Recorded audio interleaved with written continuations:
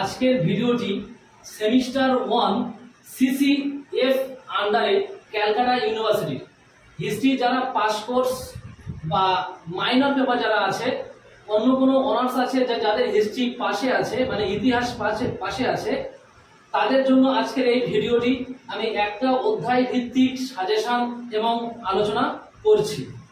আচ্ছা, আগে তোমরা দেখে নাও যে তোমাদের হিস্ট্রিতে নম্বর বিভাজনটা কেমন পড়বে। নম্বর বিভাজন হবে 5 নম্বরের 3টে পড়বে, 3 5 15। 10 নম্বরে দুটো লিখতে হবে, 10 দুগুণে 20। 20 নম্বরে দুটো লিখতে হবে, 40 নম্বর। 5 নম্বরে 3টে লিখতে হবে, কোশ্চেন দেওয়া থাকবে 6টা। 10 নম্বরে দুটো লিখতে হবে, কোশ্চেন দেওয়া থাকবে 4টি। 20 নম্বরে দুটো দেওয়া থাকবে, কোশ্চেন থাকবে হচ্ছে 4টি। এই মোট হচ্ছে 75 নম্বর তোমাদের হিস্ট্রির মাইনর পেপার বা যারা পাশে আছো তাদের মার্কস ডিভিশন। এইবারে তোমাদের হিস্ট্রির প্রথম অধ্যায় বা প্রথম টপিক যেটা আছে, সেই টপিকটার নাম হচ্ছে প্রাচীন ভারতীয় ইতিহাস পুনর্গঠন। প্রাচীন ভারতীয় ইতিহাস পুনর্গঠন। এই অধ্যায় থেকে আমি তোমাদের যে 3টি কোশ্চেন বোর্ডে লিখেছি, এই 3টে কোশ্চেন পরীক্ষায় আসবেই। যদি কেউ এই প্রশ্নগুলো করে নিতে পারো তাহলে পরীক্ষা অবশ্যই সে কমন পাবে। এক হচ্ছে প্রাচীন ভারতের ইতিহাস রচনায় সাহিত্যিক উপাদান, যার আন্ডারে হচ্ছে দেশীয় ও বিদেশি সাহিত্য। অনেক সময় পরীক্ষায় দেশীয় সাহিত্য বিদেশি সাহিত্য আলাদা আলাদা করে দিতে পারে, তাই সেই বুঝে তোমরা এই প্রাচীন ভারতের রচনায় সাহিত্যিক উপাদান পড়ার সময় দেশীয় ও বিদেশি সাহিত্য তোমাদের পড়তে হবে।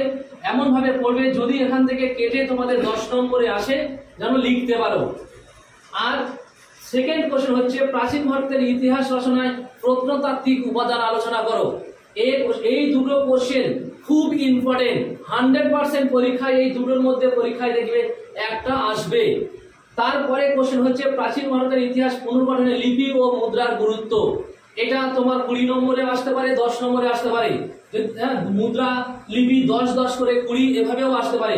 প্রত্যেকটি প্রশ্ন 20 দিলে তোমাকে অনেক বড় নোটস লিখতে হবে, 10 দিলে একটু ছোট লিখতে হবে। সেই বুঝে এমন ভাবে পড়ে যাবে যে যাতে 10 পড়লেও তুমি লিখতে পারো, ওই নোটস 20 নম্বর পড়লেও যেন লিখতে পারো। সেই বুঝে তুমি এই 3টে কোশ্চেন আমি তোমাদের প্রথম ভিডিওতে আমি ইতিহাস আলোচনা করতে গিয়ে প্রথম অধ্যায় থেকে এই যে 3টে কোশ্চেন বললাম, আমি 3টে কোশ্চেন তোমরা পরীক্ষায় গিয়ে দেখবে। একদম প্রথম কোশ্চেন থাকবে তোমাদের, যে কোশ্চেন থাকবে একদম গিয়ে দেখবে একের দাগে থাকবে এই 3 জনের মধ্যে। কোশ্চেন নম্বরও বলে দিলাম, একের দাগে গিয়ে থাকবে। এই কোশ্চেনগুলোর মধ্যে পরীক্ষায় গিয়ে দেখবে সবই কমন পাবে, গিয়ে দেখবে একের দাগে এই কোশ্চেনটাই রয়েছে। প্রথম অধ্যায় থেকে আমি তোমাদের এই যে 3টে কোশ্চেন দিলাম, সবাই এই 3টে কোশ্চেন মুখস্থ করে যাবে। আশা করি এখান থেকে তোমরা কিছুটা হলেও উপকৃত হবে। আশা করি ভিডিওটি তোমাদের ভালো লেগেছে। যদি ভালো লেগে থাকে তাহলে লাইক, শেয়ার এন্ড কমেন্ট করবে, পাশে থাকা বেল আইকনটি ক্লিক করে দেবে।